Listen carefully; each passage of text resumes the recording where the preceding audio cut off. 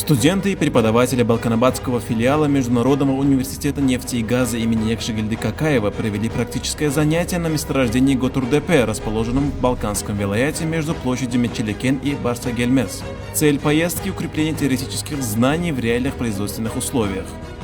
Biz Yakşehirli Kakayf adına Halkara Neft Gaz Üniversitesi Balkanabad bölümünün bahtiyar talipleri bilen birlikte Türkmen Neft Devlet Kanserinin neft gaz düýpli abatlaş trestinin Goturdepe guyular düýpli abatlaş toparyny bu mihmançylykda ýagny göçme tapagyna geldik. Bu ýerde alınıp berilen işler dogrusynda jekmejek gyzyklanyp özümizin hünärimizi has hem tejribeňiz bilen artdyrdyk. Göçme okul tapagyny dowam edýär. Temamyda mälim bolşýaly Türkmen halkynyň milli lideri Gahraman Arkadağymyň şeýlekem hormat prezidentimiz Arkadağı Gahraman Serdarynyň başçylygynda milli iqtisadiýetimiziň büniýatly hukuklarynyň biri hataplanýan neft gaz toplumynda uly işler amala aşyrylýar. Neft we gazy täze ýataklaryny oýlap tapmakda, täze innowasion tehnologiýalar bilen üpsün edilip, neftçi raýatlarymyzy hasy köpeldirip, neft we gazyň iňmir täze möçürlerini gazyp almakda uly işler amala aşyrylýar. Biz hem öz edegimizde neftçi ýaşlar bolup, watanymyzyň geljegi hataplanýan ýaşlar bolup, döwletimizi hasy mundan meýläkde ötürmäge öz goşandymyzy goşart diýip şu ajaýyp pursatda tüýsürekden ynanýarys.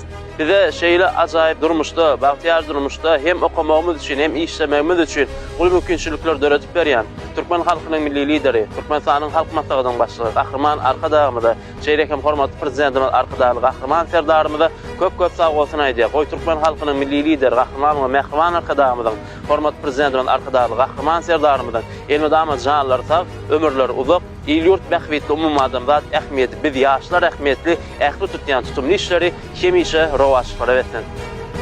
В ходе выезда будущие специалисты изучили процесс ремонта на скважине номер 1425, где задействована современная подъемная установка из Китайской Народной Республики, а также технологии сбора и герметизированной транспортировки сырья на нефтесборном пункте, исключающие потери продукции. Также работу нефтяной скважины 415, эксплуатируемой газлитным методом с суточным дебитом 38 тонн.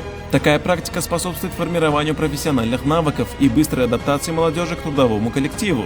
Эффективное освоение месторождений западного региона, включая бурение новых скважин и модернизацию инфраструктуры, позволяет не только обеспечить внутренние нужды Туркменистана, но и стабильно наращивать экспортный потенциал страны на мировом энергетическом рынке. Региональное использование природных богатств остается ключевым фактором устойчивого экономического роста и процветания государства.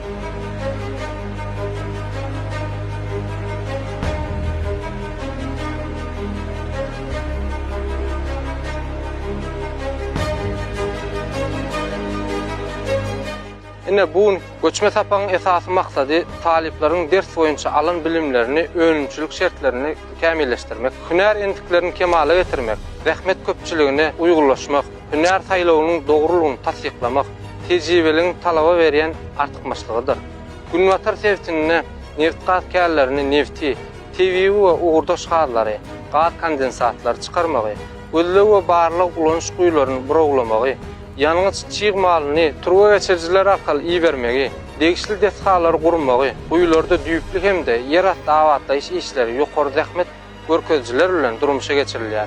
Mälim bolşýaly TV uglavadaro serişlerini köp möçlerde çykarmak, ýurdumyzyň içerki zerurlyklaryny üpçün etmek bilen bir hatarda döwletimiziň energiýa serişlerini dünýä bazarlaryna eksport etmek babatda kuwatlyklaryny ýokary derejäge çykarýar. Milli iqtisadiýetimiziň dayanç tutullarının biri olan neft gaz senagatyny östirmek döwlet siýasatynyň ileri tutýan uğurlarynyň hatarynda durýar.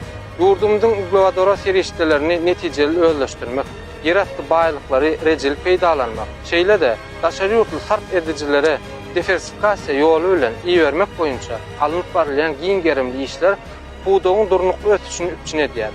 Bu uğurda kazanılan her bir zähmet ýeňşi, ýurdumyzyň ykdysady kuwatynyň barha artmagynyň aýdyn subutnamasy. Ýaşlaryň işine ussat hünärmenler bolup ýetişmekleri üçin ähli mümkinçilikler döretip berýän milli liderimiz Gahraman Arkadağymyz, hormatly prezidentimiz Arkadağı Gahraman Serdarymyz, janlar sag, bilent başlary aman bolsun.